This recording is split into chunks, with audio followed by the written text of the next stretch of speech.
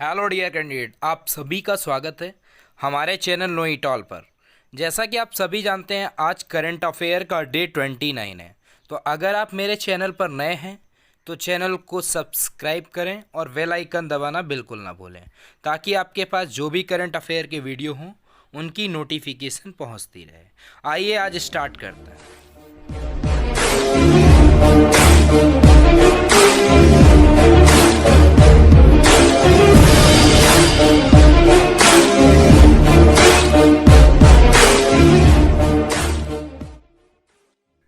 तो आज का पहला क्वेश्चन है, हाल ही में केंद्रीय गृह मंत्री ने केवीआईसी की किस योजना के तहत 100 इलेक्ट्रिक पहियों का वितरण किया है?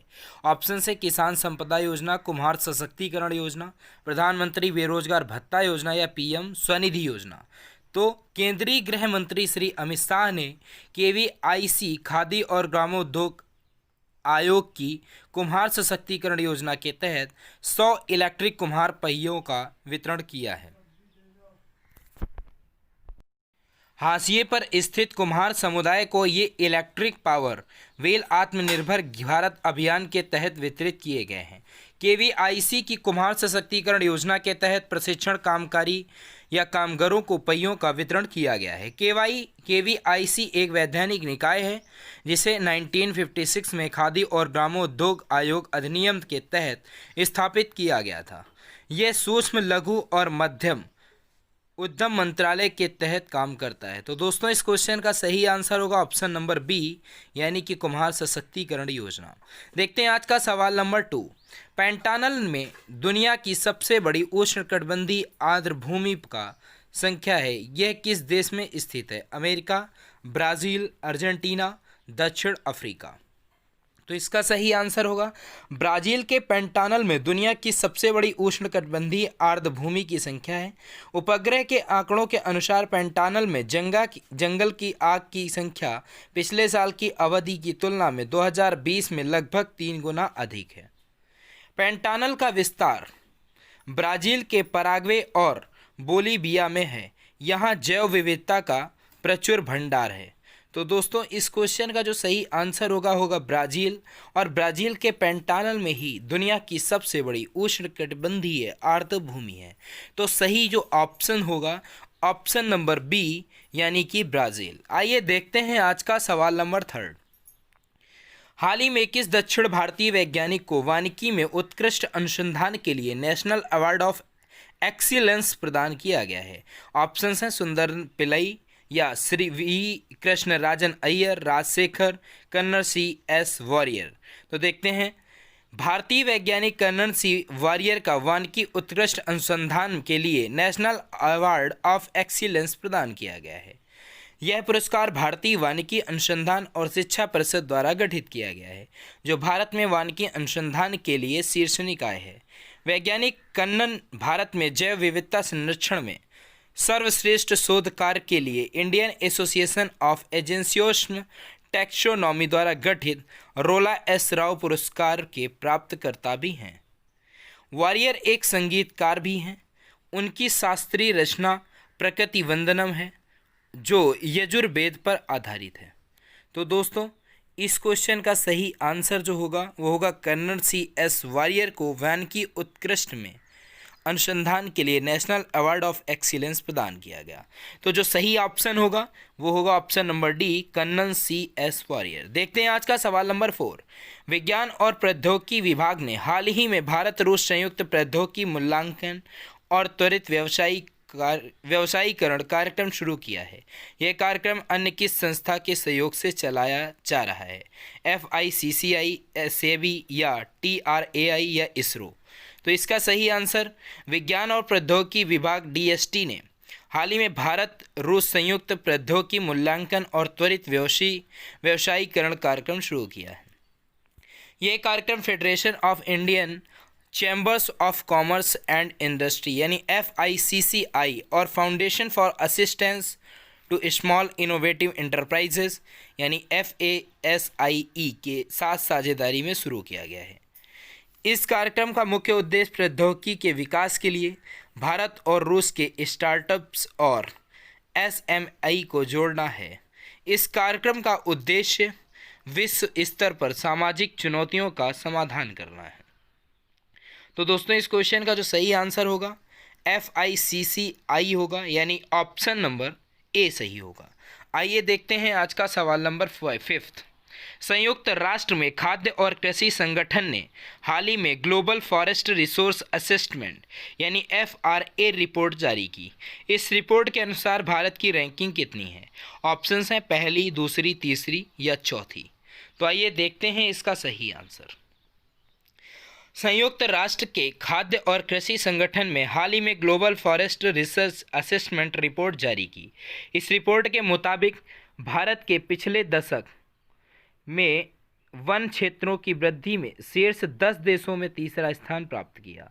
एक दशक के दौरान भारत ने औसतन हर साल 0.38% वन लाभ या 2,66,000 हेक्टेयर वन वृद्धि दर्ज की है। FRA 2020 में एशियाई महाद्वीप में सामुदायिक प्रतिबंधित वन क्षेत्रों में उल्लेखनीय वृद्धि के लिए भारत सरकार के संयुक्त वन प्रबंधन कार्यक्रम को श्रेय दिया है। तो इसका सही आंसर होगा संयुक्त राष्ट्र के खाद्य और कृषि संगठन ने। आइए देखते हैं इसका सही आंसर, ऑप्शन नंबर सी, यानी कि जो भारत की रैंकिंग है वो है तीसरी। देखते हैं आज का सवाल नंबर 6। अंतर्राष्ट्रीय जैव विविधता दिवस कब मनाया जाता है? ऑप्शंस हैं 21 मई, 22 मई, 23 मई या 24 मई। तो इसका सही आंसर होगा 22 मई। आइए देखते हैं। 22 मई को अंतर्राष्ट्रीय जैव विविधता दिवस मनाया जाता है। इस साल के इस दिवस की theme our solution are in nature, यानी पहली बार 1993 में 29 दिसंबर को जैव विविधता के अंतर्राष्ट्रीय दिवस के रूप में चुना गया, लेकिन दिसंबर 2000 में संयुक्त राष्ट्र महासभा ने 22 मई को international day for biological diversity के रूप में अपनाया। इस दिन को 22 मई 1992 को पारित किए गए नैरोबी फाइनल एक्ट को चिन्हित करने के लिए चुना गया था। तो दोस्तों इसका सही आंसर होगा 22 मई को अंतर्राष्ट्रीय जैव विविधता दिवस मनाया जाता है, और इसका सही जो ऑप्शन होगा वो होगा ऑप्शन नंबर बी। आइए देखते हैं आज का सवाल नंबर 7। हाल ही में त्रिपुरा की किस नदी को इंडो बांग्ला प्रोटोकॉल रूट में शामिल किया गया है? ऑप्शंस हैं फैनी, धलाई, जूरी या गुमटी, यानी इंडो बांग्ला प्रोटोकॉल रूट में शामिल किया गया। देखते हैं।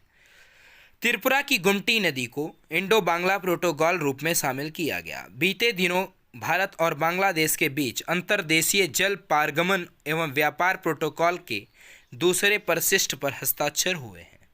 इसके जरिए भारत बांग्लादेश प्रोटोकॉल यानी IBP रूटों की संख्या 8 से बढ़कर 10 कर दी गई है। रूट संख्या 9 और 10 के रूप में गुमटी नदी के सोनामुरा यानी दौद खंडी विस्तार का समावेशन त्रिपुरा और भारत और बांग्लादेश के आर्थिक केंद्रों के सटे राज्यों की कनेक्टिविटी में सुधार लाएगा। यह रूट 1 से लेकर 8 तक के मौजूदा सभी IBP रूटों को कनेक्ट करेगा।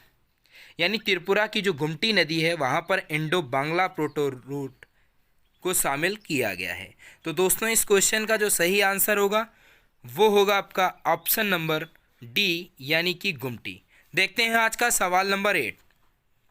हाल ही में प्रधानमंत्री मत्स्य संपदा योजना को कैबिनेट की मंजूरी मिल गई। मछली उत्पादन के मामले में भारत विश्व में किस पायदान पर है? ऑप्शंस हैं पहले, दूसरे, तीसरे या चौथे। तो देखते हैं इसका आंसर।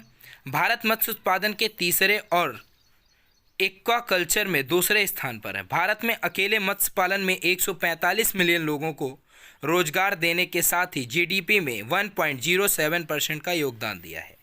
राष्ट्रीय मत्स्य विकास बोर्ड ने हालिया अनुमान के अनुसार भारत ने निर्यात से 334.41 बिलियन की आर्थिक आय अर्जित की है। प्रधानमंत्री मत्स्य संपदा योजना का उद्देश्य नीली क्रांति के माध्यम से देश में मत्स्य पालन क्षेत्र के सतत एवं जवाबदेहीपूर्ण विकास को सुनिश्चित करना है। तो दोस्तों इस क्वेश्चन का सही आंसर होगा तीसरा स्थान है, और लिखा भी है भारत मत्स्य उत्पादन में तीसरे स्थान पर और एक्वा कल्चर में दूसरे स्थान पर है। तो देखते हैं इसका सही आंसर होगा ऑप्शन नंबर सी, यानी तीसरे स्थान पर। आइए आज का क्वेश्चन नंबर 9। हाल ही में केंद्र सरकार ने कोणार्क सूर्य मंदिर के शौरीकरण के लिए एक योजना लॉन्च करी है। यह मंदिर किस राज्य में स्थित है? ऑप्शंस हैं गुजरात, उत्तराखंड, ओडिशा या केरल। तो आइए देखते हैं इसका सही आंसर। केंद्र सरकार ने ओडिशा स्थित कोणार्क सूर्य मंदिर और कोणार्क शहर में सोलराइजेशन के लिए एक योजना शुरू की है। इस योजना में 10 मेगावाट ग्रिड से जुड़े सोलर प्रोजेक्ट और विभिन्न सोलर ऑफ ग्रिड अनुप्रयोग जैसे सोलर पेड़ और सोलर डायरेक्टिंग वाटर क्यूब की परिकल्पना की गई है।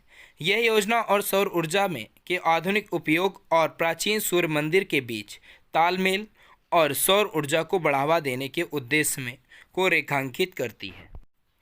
तो दोस्तों इस क्वेश्चन का जो सही आंसर होगा ऑप्शन नंबर सी यानी ओडिशा सरकार। देखते हैं आज का सवाल नंबर लास्ट और 10। हाल ही में कैबिनेट ने प्रधानमंत्री वय वंदना योजना के विस्तार को 31 मार्च 2023 तक बढ़ाने की मंजूरी दी है। यह योजना किस वर्ष शुरू की गई? तो इसका सही आंसर होगा 2017, 2014, 2015। तो देखते हैं कैबिनेट मिशन यानी केंद्रीय कैबिनेट की हालिया बैठक में सरकार की एक बड़ी योजना प्रधानमंत्री वय वंदना योजना के विस्तार को मंजूरी मिली है। अब यह योजना 31 मार्च 2023 तक लागू रहेगी। इसके अलावा 2020-21 के लिए 7.40% की वार्षिक दर पर रिटर्न दिए जाने का फैसला लिया है। 2020 से 21 के बाद हर साल इसे ज़रूरत के हिसाब से तय किया जाएगा। इस योजना को 2017 में शुरू किया गया था। योजना का संचालन भारतीय जीवन बीमा निगम के जरिए किया जा रहा है। तो इसका सही आंसर होगा कैबिनेट मिशन यानी 2017 को शुरू की गई थी। तो सही answer option number D. Okay दोस्तों, thank you for watch my video and जय हिंद दोस्तों।